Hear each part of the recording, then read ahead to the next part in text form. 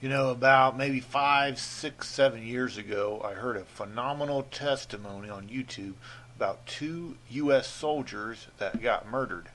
Basically, they were down in a basement in a military base, and they went into a room that they were not authorized to go into. You know, it's kind of like they were just snooping around. They went into this large room, and what they found was modern day guillotines. And they freaked out and they started telling people. And within, I don't know, a short period of time, they both wound up dead. And that story got onto the internet. I clearly remember it. But their shocking story is not the only one talking about military bases and guillotines. Why are modern guillotines on military bases throughout North America? Maybe because they plan on killing us. This story comes from a Christian truck driver that delivered a shipment. He happened to look inside of his semi-trailer and probably got the shock of his life. He was delivering modern day guillotines to a Marine base in Billings, Montana.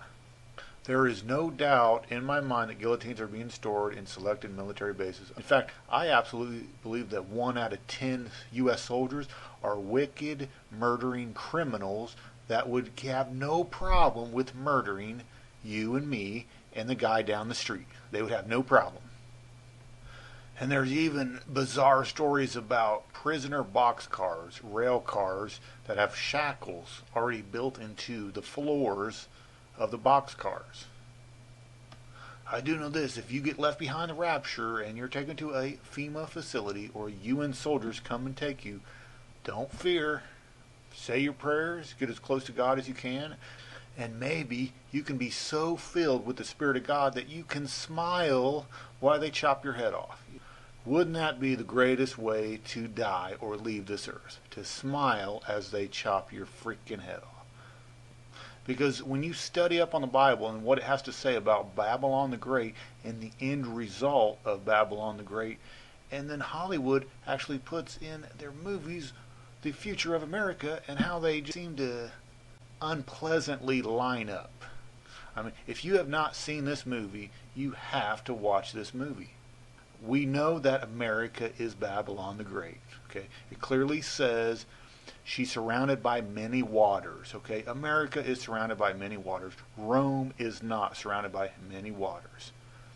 The Bible also says that great city Babylon, the great merchants of the earth, will stand afar off in fear and horror at her destruction and all that. Well, guess what? The great merchants of the earth could not go to Rome if their life depended on it, because Rome does not have a deep port harbor.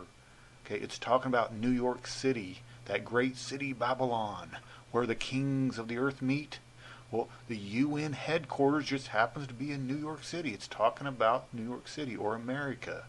But Hollywood has put in front of your face the end result of America. All the land's going to be burned up. There's going to be cannibalism. You can't grow crops. It's just not possible.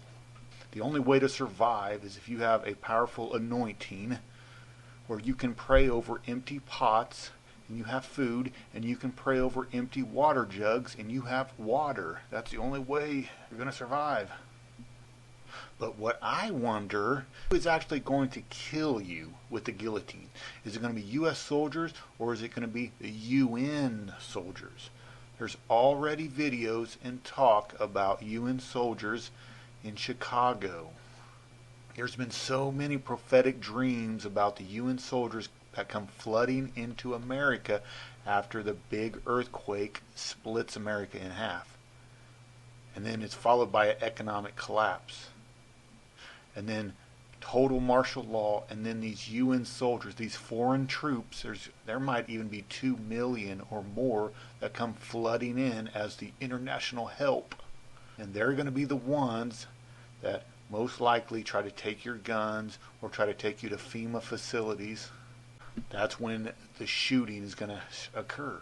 There's been other people that have had these dreams and visions where they see fighting against the government right before Russia and China and its allies attack America. And we know it's going to be an antichrist-like government during the time of the invasion. So when you start putting all these together, you can see that it most likely will be under an Antichrist-like martial law scenario right before the attack. And the Antichrist government that people see that it's going to be set up, if you want to get a shocking revelation, come over here to YouTube, type in like Dream Vision Obama Returns to Power, and then you can find this video. Prophetic Dream reveals Obama returning to power with Sister Beverly. When you start it at about 1 hour and 27 minutes. Now, I've listened to this 3 times, all the way through, from an hour 27 all the way, like 2 hours or whatever. But you want to get a shocking revelation, go check out this video. Now, what's so funny about the video, the Lord never told her that Obama is the Antichrist. She just assumes that he is.